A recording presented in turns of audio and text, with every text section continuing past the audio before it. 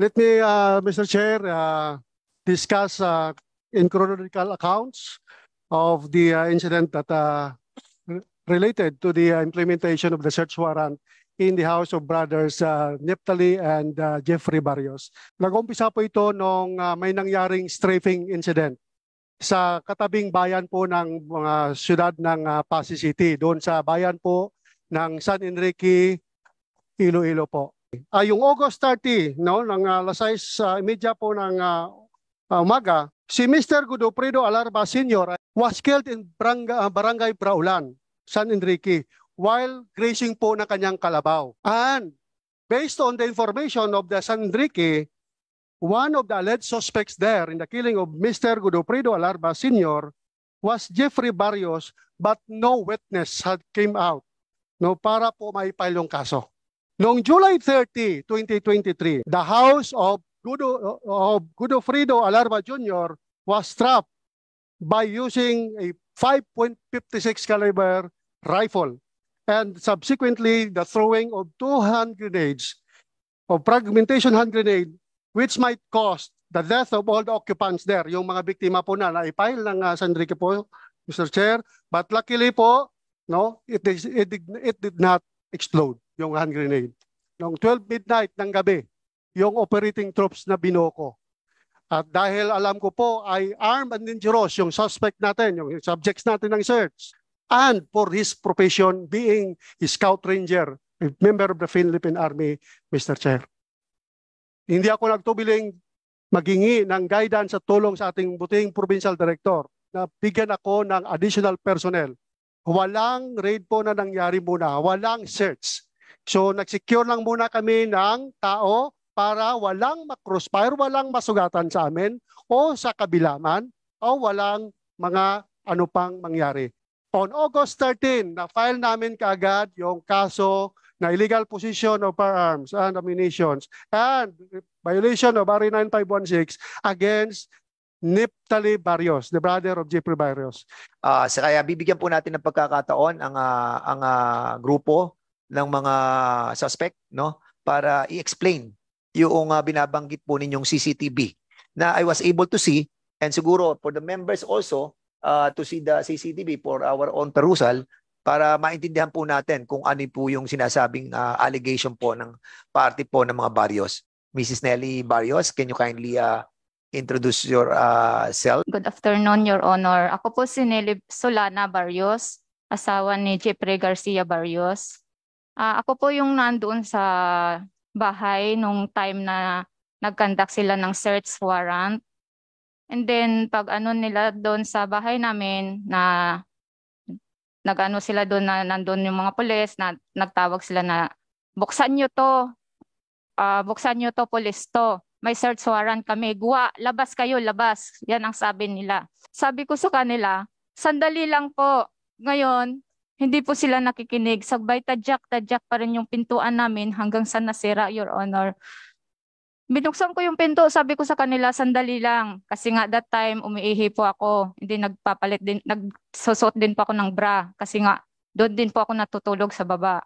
Nung pumunta na po ako sa pintuan kung saan sila nandoon para buksan, sira na po yung pintuan namin dahil nga sa kakatadyak nila. Lumipat po ako doon sa kabilang pintuan, nakita ko na lang po yung kapatid ko na binuksan. And then hinila po nila yung kapatid ko, pinadapa nila. Kasama na rin po nung dalawa kong pamangkin. Nawala naman po silang maipapakitang search warrant, sir. Paulit-ulit ko po hinahanapan sila ng search warrant pero wala po talaga silang maipakita, sir. Pinasok na po ng 3 tao po, sir. Isang nakasibilyan, umakyat po sa taas ng bahay namin. Ang tanong ko po, bakit po sila pumasok sa bahay namin na wala naman po silang naipakitang search warrant sa akin, wala ring kagawad, walang kapitan. Hinahanapan ko po sila, wala po. Pagkatapos paulit-ulit ko po talaga sila hinahanapan ng search warrant, sir. Bakit may pumasok ng pulis sa bahay namin? May pumasok ng kasamahan nyo. Bakit anong ginawa niya doon sa taas na wala na pong tao sa bahay? Pinalabas na po nila kaming lahat. Pero sila pumasok sa loob. Makikita naman po lahat sa CCTV, sir. So, all right. So siguro bigyan natin ng pagkakataon si Jeffrey, Sergeant Jeffrey Barrios. Siguro ikwento mo lang kung ano yung mga nalalaman mo. Yung sinabi ni po ni Hepe na out of issues naman yung sinabi niya eh. Course report ka pa Hepe. Yung kapatid ko nakulong 2014 pa yun nakulong. Bakit sinabi mo nakulong ngayon? Tapos yung nangyari doon Mr. Chair, may nangyaring shooting incident sa barangay Baraulan San Enrique July 30 to 2 AM ata yun. Ngayon nung natapos yung ano nila doon, investigasyon siguro, wala silang makuha na o madampot na ikulong na tao kung sino naggawa nun. Ako yung pinagbintangan nila kasi may away daw yung Alarba sa kapamilya ko eh. Baryo sa Alarba. Samantala, matagal na panahon yun. 28 years na nangyari doon. Bakit ako pa yung magawa nun? Tapos sabihin nila na ako daw yung gumawa, naghagis ng granada. Kung ako gumawa yun, naghagis ng granada, military ako, Hepe. 2 granada, hindi ko kaya kunan ng pinyon at ihagis. Baka siguro ubos na sila lahat doon kung ako naggawa nun.